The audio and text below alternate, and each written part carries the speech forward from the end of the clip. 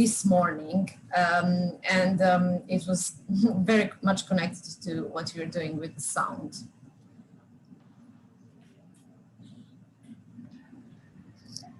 Okay, Alex, thank you. Okay, I'm starting. Good day, everybody. Good morning, good evening, and wherever you are. My name is Aleksandar Stoilov, and I'm part of the Yunusat Yogurt Photomics lab. And today I will share you our latest and still ongoing research on biofunctional water, and more specifically, yogurt biofunctional water. Before I begin showing the results, I need to clarify several points. First, I want to clarify what is Yunusat Yogurt and how is it made. And it all starts with mixing of soy milk with our gold water and Tsukinoshizuku mineral waters. After that, the mixture is being boiled for 60 to 75 minutes, depending on the season. And later are added probiotics, and depending on the type of yogurt being made, either number 2 or number 7, depends what type of probiotic content will the yogurt have. Meanwhile, there is classical music in the background, which is small but important ingredient, as we have shown that and seen that the taste of yogurt changes when there is music inside during the making process. Then comes the fermentation process, which is around 7 to 8 hours, depending again on the season.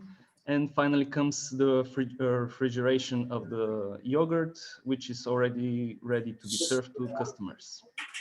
On the aquagram on the right, we can see the difference between the two types of yogurt, only differentiating in their probiotic content.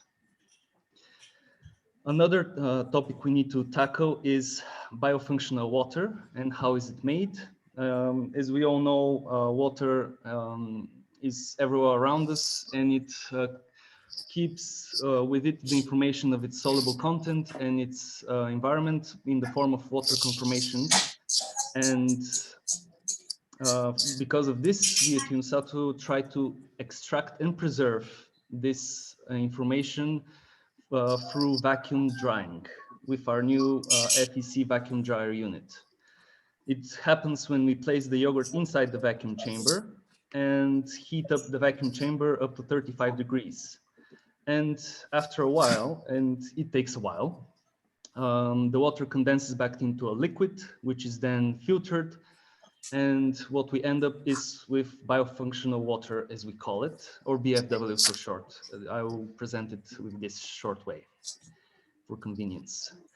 Then we measured the samples of the yogurt and the yogurt biofunctional water using our micro-NIR device, which measures in the 900 to 1700 nanometer region with a 6.1 nanometer wavelength step, which is significantly big for spectroscopy, but still nonetheless accurate enough to produce us good results. And when we compared the two samples, yogurt and yogurt biofunctional water, we saw that some of the functionality of yogurt was preserved in its extracted water, where it differed only in free water, hydronium ion, and dimer clusters due to the biofunctional water being water and not yogurt. Then came the blending process, where we did extended research on different blending ratios and combinations between different liquids. And we ended up with the most prominent blend, which is our rose blend mixed with Tsukinoshizuku water and Bulgarian rose water. Then we decided to mix our yogurt biofunctional water with our rose blend and created our yogurt rose blend. We then stored all the samples into 36 degrees in order to simulate body temperature and measure the spectra with our device. And in the different spectra analysis, where purified water was subtracted from all the samples, it was observed that the yogurt biofunctional water shared high peaks at 1398 and 1416, which are related to confined water and free water, while having less hydrogen bonding. On the opposite side was rose blend with least free water and with increasing number of hydrogen bonds. And between them was the yogurt rose blend with less free water and peaks related to protein synthesis.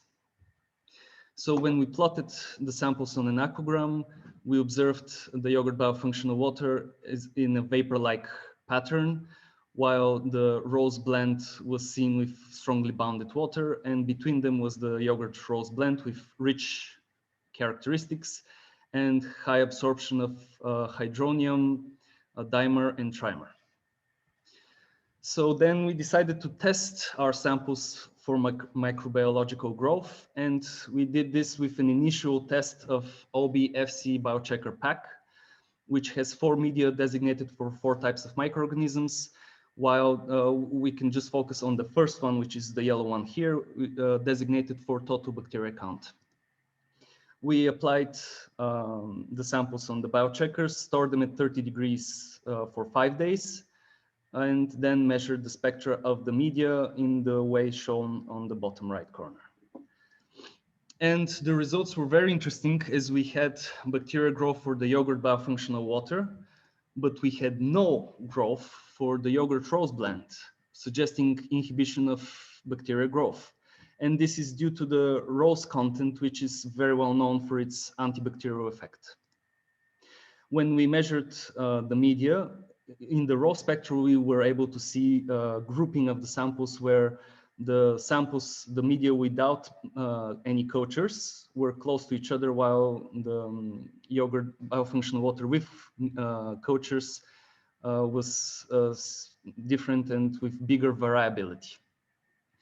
In the subtracted spectra, again subtracting the control, which in this situation was the media, without any sample, we saw that the yogurt rose blend without cultures was close to the control media, and the yogurt biofunctional water had very small absorption in the 14 to 1600 region, while having a slope due to scattering effect from the present bacteria cells.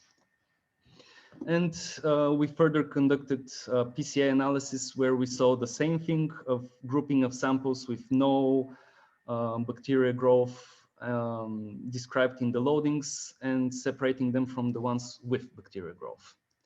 In the Simca classification, we also saw the same results where the samples with no growth were closer to each other. And with only one misclassification, good prediction accuracy was achieved. And the discriminating power was showing 1410 related to free water molecules as the most changing band and most prominent for discriminating the samples.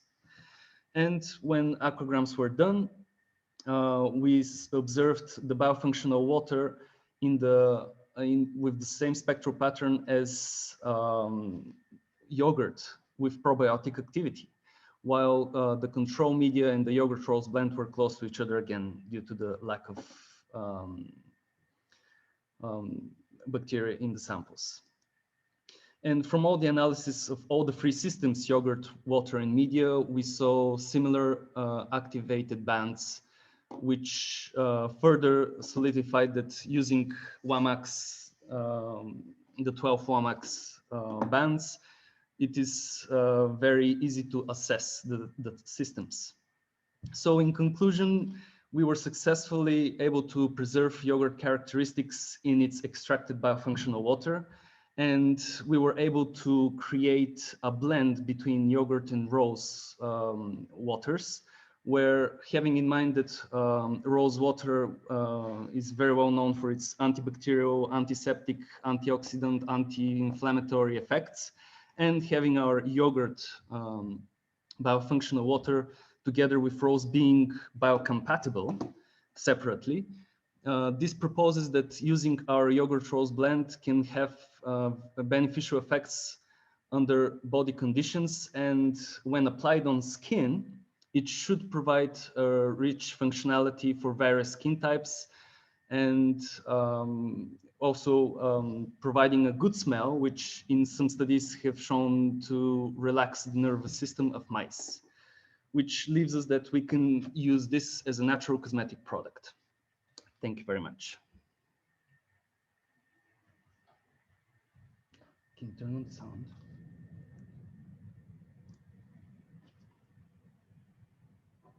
I cannot hear you, Jelena. Your microphone is turned off.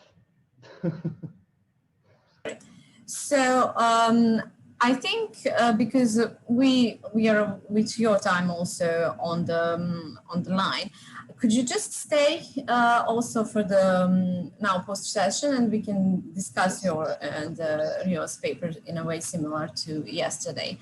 Yes, I just want to say that I'm very thankful to all the presenters so far. It was very interesting to hear all those different studies, and special thanks to you, Jelena, to Lawrence, and especially to Professor, which helped me a lot in my studies and for the whole conference, for bringing up all those people together. And I also want to congratulate her for her retirement, and I wish her more findings right after she retired than compared to before that. Thank you. Thank you, Alex. I have a comment for you in the chat. Please take a look because it's nice. Yes, I hope that our poster presenters are here.